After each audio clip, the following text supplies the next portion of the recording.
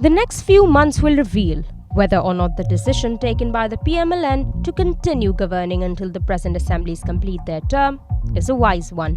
The PMLN-led coalition government feels that while it has successfully concluded the restoration of the suspended bailout package with the IMF after months of tough negotiations, it has had to pay a heavy political price for making some tough economic decisions, thus losing its majority in the Punjab Assembly. But there's also a strong feeling within the coalition that the economy will start to improve as a result of its stabilization decisions, however harsh, and expected dollar flows from multilateral lenders and friendly Gulf nations.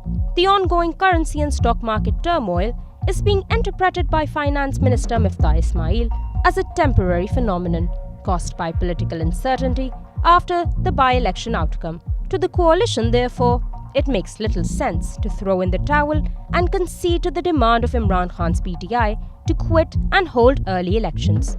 Rather, the PMLN and its allies want to try and save the Hamza Shehbaz government in Punjab, where the PTI and its ally the PMLQ now command a majority in the assembly and appear all set to get Chaudhry Parvez Ilahi elected as the new chief minister in the runoff election on Friday. The PTI, on the other hand, is likely to mount further pressure on the coalition government at the centre for early polls in the country and push its agenda more vigorously than ever before once it recaptures Punjab.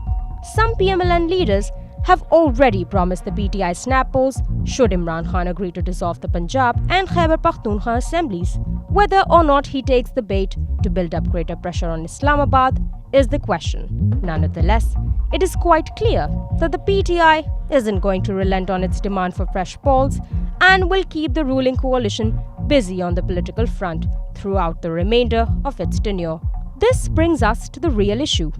Does the PMLN and its allies have what it takes to focus on the flagging economy and make life easier for the common people in the face of mounting pressure from Imran Khan, especially if the PTI-PMLQ combine succeeds in snatching Punjab away from the party? Politically, things are going to become more difficult for the PMLN in the days to come, particularly if it loses its stronghold to its rival, eventually distracting its focus away from the economy.